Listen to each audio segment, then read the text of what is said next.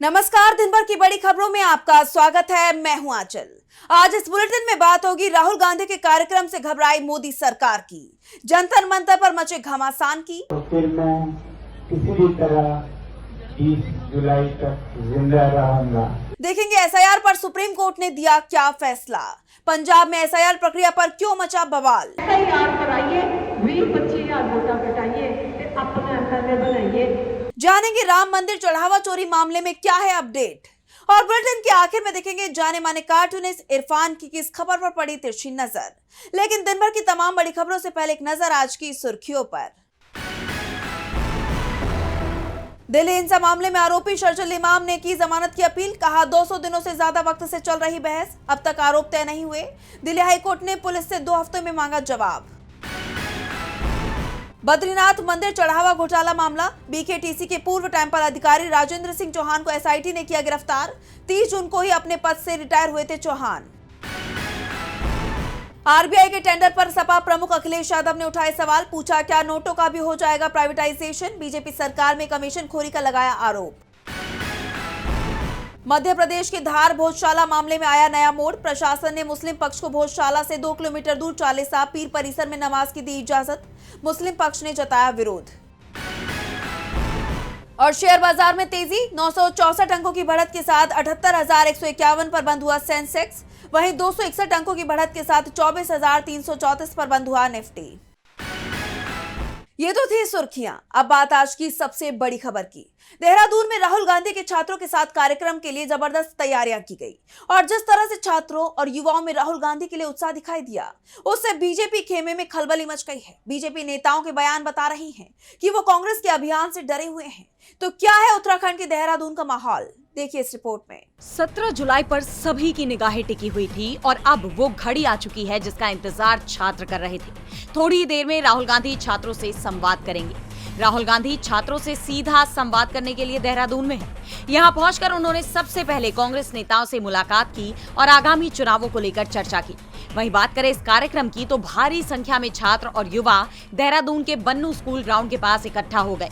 जिस बात का अंदेशा कांग्रेस को पहले ही था, इसलिए ग्राउंड के बाहर बड़ी बड़ी स्क्रीन भी लगाई गई थी। बीजेपी सरकार को भी इस बात का अंदाजा था कि छात्रों की गूंज नाम से किया जा रहा ये कार्यक्रम बहुत जबरदस्त होने वाला है, क्योंकि पेपर लीक मामले से छात्र त्रस्त हैं और सरकार की लापरवाही से नाराज युवा इस कार्यक्रम में शामिल होंगे। यही वजह थी कि बीजेपी सरकार की तरफ से इस कार्यक्रम को फेल करने की कोशिशें की गई। पहले परेड ग्राउंड पर राहुल गांधी की रैली रखी गई थी और अचानक उसे रद्द कर दिया गया। कहा गया कि सरकार का एक कार्यक्रम है, जिसके बाद कांग्रेस को दूसरा ग्राउंड दिया गया जहां कांग्रेस ने जबरदस्त तैयारी की है। मौसम विभाग ने पहले ही बारिश की चेतावनी दी थी, इसीलिए वाटर प्रूफ टेंट लगाया गया है, जिससे किसी भी वजह से छात्रों और राहुल गांधी के बीच के संवाद में कोई रुकावट न आए। इस बीच कांग्रेस नेताओं की तरफ से कहा गया कि देहरादून की रैली में शामिल होने के लिए 3 लाख से ज्यादा युवाओं ने रजिस्ट्रेशन कराया है। इतनी बड़ी संख्या सुनकर बीजेपी ही नहीं बल्कि प्रशासन के भी होश उड़े हुए हैं, क्योंकि छात्रों का गुस्सा किसी से नहीं छुपा और इसी डर से राहुल गांधी की रैली में रुकावट डालने की कोशिशें आखिरी वक्त तक की गई। दावा किया जा रहा है कि छात्रों का ध्यान भटकाने के लिए आखिरी वक्त में परेड ग्राउंड में पंजाबी गायिका जैस्मिन सैंडलस का कार्यक्रम आयोजित किया गया। बड़ी बात तो यह है कि इसके लिए कोई एंट्री फीस भी नहीं रखी गई। अब इस पर सवाल इसलिए उठ रहे हैं क्योंकि जैस्मिन सैंडलस ने पहले अपने सोशल मीडिया पर 18 जुलाई को मुंबई में प्रस्तुति देने की जानकारी शेयर की थी। बाद में उन्होंने अपनी इंस्टाग्राम स्टोरी में बताया कि उनकी योजना मुंबई में रहने की थी, लेकिन अब वो देहरादून में है। वहीं दूसरी तरफ सीएम पुष्कर सिंह धामी ने कहा कि राहुल छात्रों के लिए नहीं, चुनावों के लिए आ रहे हैं। इसके साथ ही राहुल के कार्यक्रम को फीका करने के लिए उन्होंने आज ही छात्रों से संवाद भी किया, लेकिन छात्रों की भीड़ बता रही है कि बीजेपी की सारी कोशिशें नाकाम हो गई हैं। राहुल गांधी के कार्यक्रम ने बीजेपी की परेशानी बढ़ा दी है, तो युवा भी मोदी सरकार के खिलाफ मोर्चा खोले हुए हैं। दिल्ली के जंतर मंतर पर युवाओं का आंदोलन लगातार जारी है, लेकिन सरकार की तरफ से अब तक बातचीत के लिए कोई कदम नहीं उठाया गया और अब इस आंदोलन को विपक्षी दलों का भी साथ मिल रहा है। कांग्रेस के कई नेताओं ने जंतर मंतर पर पहुंचकर अपना समर्थन जताया है। तो क्या है युवाओं के प्रदर्शन को लेकर ताजा अपडेट, जानने के लिए देखिए रिपोर्ट। 28 दिनों से दिल्ली के जंतर मंतर पर सैकड़ों युवा डटे हुए हैं। शिक्षा मंत्री धर्मेंद्र प्रधान के इस्तीफे की मांग कर रहे हैं। परीक्षाओं में धांधली पर सरकार से जवाबदेही तय करने की मांग कर रहे हैं। युवाओं के समर्थन में सोशल एक्टिविस्ट सोनम वांगचुक 20 दिन से आमरण अनशन पर बैठे हैं। उनकी सेहत लगातार बिगड़ती जा रही है। उनका 9 किलो से ज्यादा वजन कम हो गया है उनकी हड्डियां साफ दिखाई देने लगी हैं। डॉक्टर्स ने तो ये तक कह दिया है कि अगर जल्द ही अनशन नहीं टूटा तो वांगचुक के कई ऑर्गन फेल हो सकते हैं। हालांकि वांगचुक ने साफ कर दिया है कि जब तक सरकार की तरफ से कोई ठोस जवाब नहीं मिलता तब तक वो अपना अनशन खत्म नहीं करेंगे। उन्होंने लोगों से 20 जुलाई को प्रस्तावित कॉकरोच जनता पार्टी के संसद मार्च को सफल बनाने की भी अपील की है। उन्होंने तंज कसते हुए ये भी कहा कि वो मरने के बाद भूत बन के सबको डराएंगे। 30 जुलाई तक जिंदा रहूंगा और नहीं आए और 20 जुलाई सफल नहीं रहा तो मैं भूत बन के आऊंगा। धन्यवाद धन्यवाद धन्यवाद। वहीं अब इस प्रदर्शन को तमाम विपक्षी दलों के नेता समर्थन दे रहे हैं। इसी कड़ी में अब युवाओं के समर्थन में एनसीपी एसपी नेता सुप्रिया सुले पहुंची। कांग्रेस के यूपी प्रभारी राजेंद्र पाल गौतम और कांग्रेस नेता पवन खेड़ा भी पहुंचे और उन्होंने वांगचुक से मुलाकात की। साथ ही वो उन छात्रों से भी मिले जिन्होंने वांगचुक के साथ अन्न त्यागा हुआ है। प्रदर्शन बढ़ता ही जा रहा है, लेकिन अब तक सरकार की तरफ से ना तो कोई जवाबदेही तय की गई है और न ही बातचीत की कोई कोशिश की गई, जिस पर बीजेपी और बुरी तरह घिर गई है। इसी कड़ी में शिवसेना यूबीटी नेता आदित्य ठाकरे ने बीजेपी पर कड़ा प्रहार किया। उन्होंने आरोप लगाया है कि बीजेपी को छात्रों की कोई परवाह नहीं है। आदित्य ठाकरे ने एक्स पर पोस्ट किया, लगभग हर राजनीतिक दल ने अब सोनम वांगचुक और अभिजीत तिपके के नीट पेपर लीक के विरोध और अक्षय मंत्री धर्मेंद्र प्रधान के इस्तीफे की मांग का समर्थन किया है, सिवाय भाजपा के। क्यों? जबकि शायद भाजपा को भारत भर के लाखों छात्रों की परवाह ही नहीं है, जो जवाबदेही और एक सक्षम मंत्री की मांग कर रही है। जिस तरह वांगचुक की तबीयत बिगड़ती जा रही है, डॉक्टर्स चेतावनी दे रही हैं और जिस कदर तमाम राजनीतिक दल युवाओं के साथ आते दिखाई दे रही हैं, उससे मोदी सरकार पर दबाव बढ़ रहा है। माना जा रहा है कि जल्द ही सरकार को युवाओं का गुस्सा शांत करने के लिए कोई कदम उठाना पड़ेगा, नहीं तो सरकार की मुश्किलें और ज्यादा बढ़ सकती हैं। सवाल उठ रहे हैं कि आखिर मोदी सरकार युवाओं की आवाज कब सुनेगी। तो सवाल एसआईआर प्रक्रिया को लेकर भी खड़े हो रही हैं। चुनाव आयोग घिरा हुआ है। जिस तरह से एसआईआर प्रक्रिया के तहत लाखों की संख्या में वोटरों के नाम मतदाता सूची से हटाए गए और अब जिनका नाम वोटर लिस्ट में शामिल नहीं है, उन्हें सरकारी योजनाओं से भी बाहर किया जा रहा है। उनकी नागरिकता पर सवाल उठ रहे हैं। उसे लेकर विवाद और बढ़ गया। मामला सुप्रीम कोर्ट पहुंचा, जिसके बाद कोर्ट ने बड़ा फैसला किया है। तो क्या कुछ कहा है कोर्ट ने, जानेंगे इस रिपोर्ट में। चुनाव आयोग को नागरिकता तय करने का अधिकार नहीं है, वो केवल वोटर लिस्ट तक ही सीमित है, ये कहना है सुप्रीम कोर्ट का। एसआईआर प्रक्रिया को लेकर उठते सवालों पर कोर्ट ने अपना रुख साफ कर दिया है। चुनाव आयोग की स्पेशल इंटेंसिव रिवीजन यानी एसआईआर प्रक्रिया तो शुरुआत से ही विवादित रही है। इसे लेकर चुनाव आयोग कई सवालों से घिरा हुआ है। उसके अधिकार क्षेत्र को लेकर बहस छिड़ी हुई है कि क्या वो लोगों की नागरिकता तय कर सकता है, क्योंकि इस प्रक्रिया के तहत लोगों से उनकी नागरिकता के सबूत मांगे जा रहे थे। पश्चिम बंगाल जैसे राज्यों में तो जिन लोगों का नाम वोटर लिस्ट से बाहर हो गया, उन्हें सरकारी योजनाओं के लाभ से भी बाहर कर दिया गया। राज्य की बीजेपी सरकार ने साफ कह दिया कि वे सरकारी मदद के पात्र नहीं है और अब इसे लेकर सुप्रीम कोर्ट की अहम टिप्पणी आई है। सुप्रीम कोर्ट ने साफ तौर पर कहा है, चुनाव आयोग का अधिकार केवल मतदाता सूची तक सीमित है। नागरिकता तय करना चुनाव आयोग के अधिकार क्षेत्र में नहीं आता है। कोई ट्रिब्यूनल किसी व्यक्ति का नाम एसआईआर सूची में शामिल न करने का फैसला देता है तो चुनाव आयोग को नागरिकता तय करने के लिए मामला संबंधित मंत्रालय को भेजना होगा। मतदाता सूची में नाम न होने से नागरिकता अपने आप खत्म नहीं होती, यानी चुनाव आयोग लोगों से उनकी नागरिकता का सबूत नहीं मांग सकता, वो इस पर फैसला नहीं कर सकता। आपको याद होगा, बिहार में जब एसआईआर प्रक्रिया शुरू की गई थी, तब से ही इसे लेकर विवाद देखा गया था। विपक्ष ने भी चुनाव आयोग पर मनमाने ढंग से इस प्रक्रिया को कराने के आरोप लगाए थे। सुप्रीम कोर्ट पश्चिम बंगाल एसआईआर से जुड़ी जानकारी मांगने वाली जनहित याचिका पर सुनवाई कर रहा था। इस दौरान CJI Suryakant, justice Joy Mallya Bagchi और जस्टिस बी मोहना की बेंच ने ये टिप्पणी की। साथ ही उन्होंने इस याचिका पर भी सुनवाई करने पर सहमति जताई है, जिसमें आरोप लगाया गया है कि मतदाता सूची से नाम हटाए गए लोगों को पीडीएस, अन्नपूर्णा योजना और अन्य सरकारी योजनाओं के लाभ से वंचित किया जा रहा है। यानी आने वाले वक्त में सुप्रीम कोर्ट में बीजेपी सरकार के इस फैसले पर भी बहस होगी। मामले की अगली सुनवाई 25 अगस्त को होगी। चुनाव आयोग की एसआईआर प्रक्रिया शुरू से ही विवादों के घेरे में है। विपक्ष का आरोप है कि एसआईआर के जरिए बीजेपी और चुनाव आयोग उन वोटर्स को वोटर लिस्ट से बाहर कर रही है जो बीजेपी के समर्थक नहीं है। और अब विपक्ष के आरोप सच साबित होते दिखाई दे रही हैं, क्योंकि बीजेपी नेता ही अब खुलकर इस बात को कबूल कर रही हैं। तो क्या है ये पूरी खबर, जानेंगे इस रिपोर्ट में। एसआईआर को लेकर देश भर में बवाल मचा हुआ है। विपक्ष चुनाव आयोग और बीजेपी पर एसआईआर के जरिए चुनाव चोरी करने के आरोप लगा रहा है। विपक्ष कई बार इस प्रक्रिया के विरोध में भी आवाज उठा चुका है। सड़क से लेकर सुप्रीम कोर्ट तक एसआईआर का मुद्दा उठा है और अब विपक्ष के दावे सच होते हुए नजर आ रहे हैं।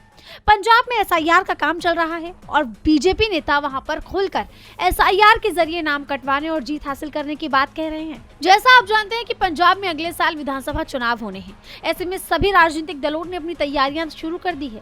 इस बीच पंजाब बीजेपी की स्टेट सेक्रेटरी और दीनानगर विधानसभा प्रभारी रेणु कश्यप का एक वीडियो सामने आया, जिसमें वो कहती हुई नजर आ रही है कि एसआईआर करवा लो, 20 से 25 हजार वोट कटवा लो और अपना एमएलए बनवा लो। सबसे पहले आप उनका ये बयान सुनिए। जरूरत नहीं है कि एसआईआर कराइए, 20-25 हजार वोटा कटाइए ते अपना एमएलए बनाइए। 2-3 महीने वाला उद्देश्य लेके जरूर। ये वीडियो सामने आने के बाद बवाल मच गया। बीजेपी विपक्ष के निशाने पर आ गई।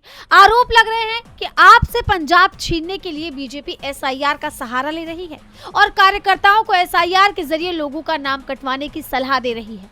इसी कड़ी में बीजेपी और चुनाव आयोग को घेरते हुए कांग्रेस ने एक्स पर पोस्ट किया कि एसआईआर कराइए और 20 से 25 हजार वोट डिलीट कराइए, अपना एमएलए चुनकर लाइए। ये बयान पंजाब बीजेपी की स्टेट सेक्रेटरी और दीनानगर विधानसभा प्रभारी रेणु कश्यप का है। रेणु कश्यप का यह बयान एक और सबूत है कि बीजेपी वोट चोरी कर सरकार बनाती है। साफ है, एसआईआर सत्ता हासिल करने का औजार बन चुका है, जिसे चुनाव आयोग की मिलीभगत से बीजेपी इस्तेमाल कर रही है।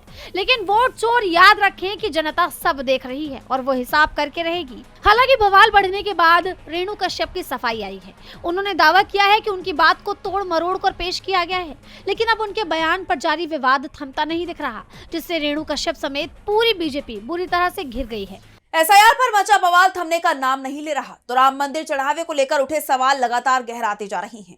रोजाना जांच में नए नए खुलासे हो रहे हैं और अब सबकी नजर एसआईटी की अंतिम रिपोर्ट पर है। 20 जुलाई को ये रिपोर्ट सुप्रीम कोर्ट को सौंपी जा सकती है। इस बीच स्वामी अविमुक्तेश्वरानंद ने सीएम योगी पर तीखे सवाल दागे हैं। तो क्या है ये पूरी खबर, जानने के लिए देखिए रिपोर्ट। राम मंदिर चढ़ावा चोरी मामले की जांच अब अपने अंतिम चरण में पहुंच चुकी है, जिसे लेकर सवालों का सिलसिला और गहराता जा रहा है। खबरें हैं कि इस मामले की जांच कर रही एसआईटी 20 जुलाई को अपनी अंतिम रिपोर्ट सुप्रीम कोर्ट को सौंप सकती है। इसी बीच कहा यह भी जा रहा है कि इससे पहले एसआईटी एक बार फिर अयोध्या का दौरा कर जांच के सभी पहलुओं की समीक्षा कर सकती है। इसे लेकर सियासी पारा हाई है। और इसी बीच ज्योतिर्मठ के शंकराचार्य स्वामी अविमुक्तेश्वरानंद सरस्वती ने इस पूरे मामले को लेकर योगी सरकार पर गंभीर सवाल उठाए। उन्होंने सीएम योगी पर आरोप लगाते हुए कहा कि चोरी होने के बाद योगी आदित्यनाथ ने अयोध्या आकर कहा था कि एसआईटी बना दी है, दूध का दूध और पानी का पानी हो जाएगा। फिर वो दोबारा अयोध्या आए।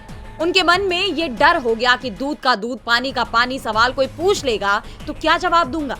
इसलिए 27 साल पहले की घटना को दूसरा रूप देकर आपके सामने रख दिया, ताकि लोग इसी में उलझ कर रह जाएं और दूध का दूध और पानी का पानी वाला सवाल कोई ना पूछे।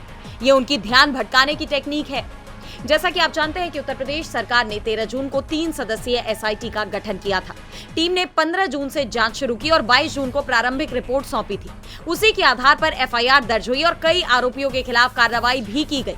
अब सभी की निगाहें एसआईटी की अंतिम रिपोर्ट पर टिकी हैं, जिससे इस पूरे मामले की तस्वीर और ज्यादा साफ होने की उम्मीद है। फिलहाल एसआईटी की रिपोर्ट के आधार पर श्री राम जन्मभूमि तीर्थ क्षेत्र ट्रस्ट की व्यवस्थाओं में बड़े बदलाव किए जा सकते हैं। चढ़ावे की गिनती, सुरक्षा व्यवस्था और कैश मैनेजमेंट सिस्टम को और ज्यादा पारदर्शी और तकनीक आधारित बनाने की तैयारी की जा रही है। दान गिनने वाले कक्ष की सुरक्षा भी बढ़ा दी गई है। सीसीटीवी निगरानी मजबूत की गई है और चाबियों की सुरक्षा के लिए नए प्रोटोकॉल लागू किए गए हैं। शंकराचार्य ने सीएम योगी को चेतावनी दे दी है, जिससे उनकी मुश्किलें बढ़ती दिखाई दे रही हैं। तो कर्नाटक में बीजेपी को बड़ा झटका लगा है। सुप्रीम कोर्ट ने बीजेपी एमएलसी एमके प्रणेश के 2021 के चुनाव को रद्द कर दिया है, जिसके बाद इस सीट पर कांग्रेस उम्मीदवार एवी गायत्री शांतेगौड़ा की जीत हो गई है। तो क्यों बीजेपी एमएलसी की चुनावी जीत कोर्ट ने की रद्द, जानेंगे इस रिपोर्ट में। कर्नाटक में कांग्रेस को बड़ी जीत हासिल हुई है, जबकि बीजेपी को बड़ा झटका लगा है, क्योंकि सुप्रीम कोर्ट ने बीजेपी एमएलसी एमके प्रणेश को 2021 के चुनाव में मिली जीत को रद्द कर दिया है।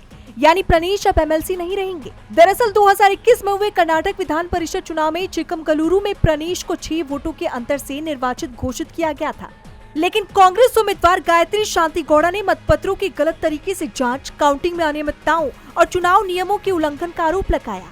उनका दावा है कि वोटिंग में नगर पंचायतों के मनोनीत सदस्यों की भागीदारी शामिल थी, जिन्हें कथित तौर पर विधान परिषद चुनाव में वोट करने का अधिकार नहीं था। उन्होंने इन नतीजों को चुनौती दी। 1.5 साल पहले ही कर्नाटक हाईकोर्ट ने इस मामले में वोटों की दोबारा गिनती कराने के आदेश दिए थे, जिसके बाद प्रणेश ने सुप्रीम कोर्ट का रुख किया, लेकिन कोर्ट उनकी दलीलों से संतुष्ट नहीं हुआ।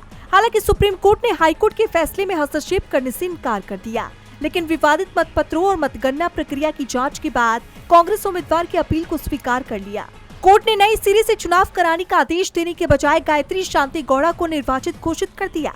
कोर्ट के इस फैसले के बाद अब गायत्री को निर्वाचन आयोग द्वारा औपचारिक अधिसूचना जारी करने के बाद निर्वाचन क्षेत्र से निर्वाचित प्रतिनिधि के रूप में मान्यता दी जाएगी। प्रदेश कांग्रेस अध्यक्ष बीके हरिप्रसाद ने कोर्ट के इस फैसले का स्वागत करते हुए कहा, सच के आगे साजिशें लड़खड़ा जाती हैं। गलत इरादों को लोगों के जनादेश के आगे झुकना पड़ता है।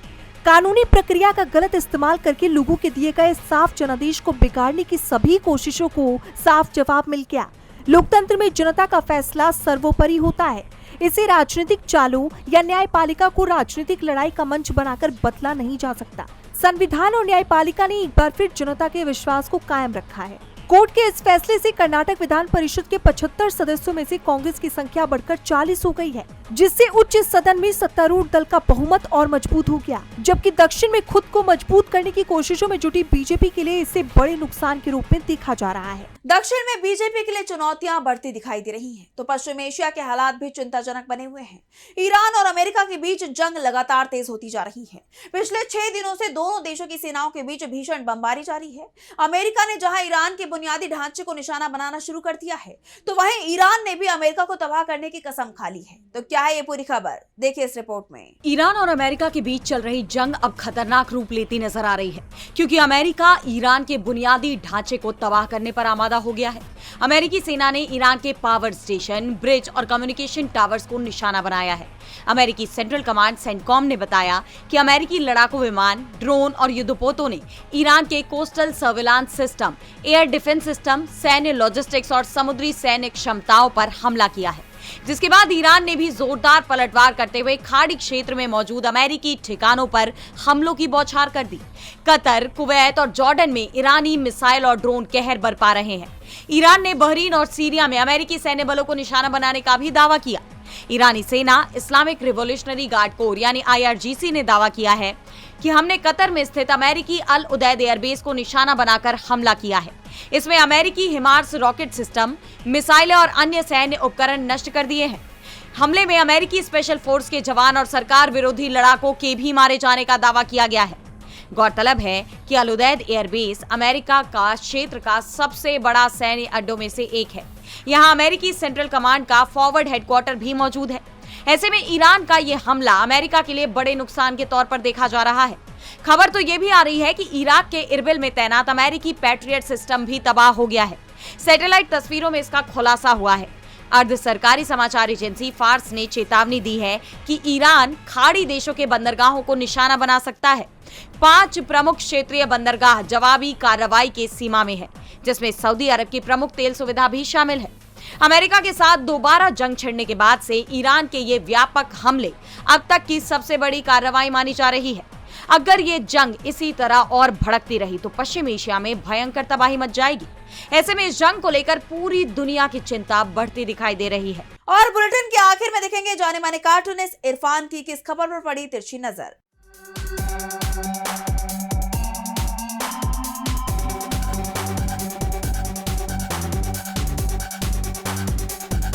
फीफा वर्ल्ड कप से पहले जिस तरह से अर्जेंटीना की टीम की लोग प्रशंसक हुआ करते थे, लेकिन पिछले 2-3 मैचों से जैसा कि देखा जा रहा है, सेमीफाइनल में आने से पहले अब तो फाइनल में आ गई है, उस टीम के बहुत प्रशंसक हुआ करते थे, लेकिन उनकी टीम के खिलाड़ियों के मैदान पर व्यवहार से और उनके नागरिकों द्वारा ख़ास तौर से दूसरे देश के नागरिकों के साथ में जो कि टीमें उनके साथ खेल रही थी, उनके साथ व्यवहार से लोगों के अंदर वर्ल्ड कप के बाद से बहुत ज़्यादा गुस्सा आ गया है।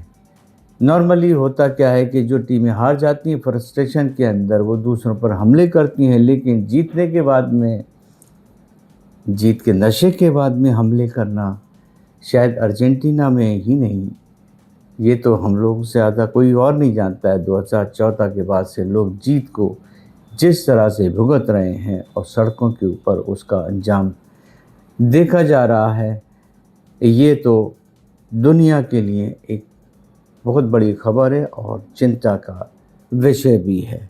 जीत में होश तो बिल्कुल नहीं खोलना चाहिए। ये तो दुनिया की बहुत बड़ी कहने की बात है ही।